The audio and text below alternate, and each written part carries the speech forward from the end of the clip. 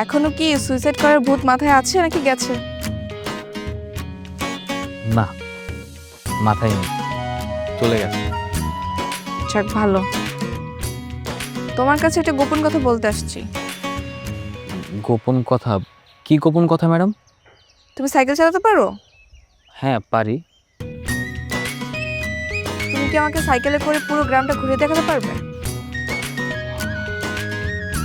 Madam কি বলতেছেন, আপনাকে সাইকেল নিয়ে ঘোরাবো মানে? এত ভয় পাচ্ছ কেন? সমস্যা নেই, আমি আছি। আমি থাকতে তোমার কিচ্ছু হবে না। না না ম্যাডাম, দেখেন আমি আপনাদের বাড়ির কাজের লোক।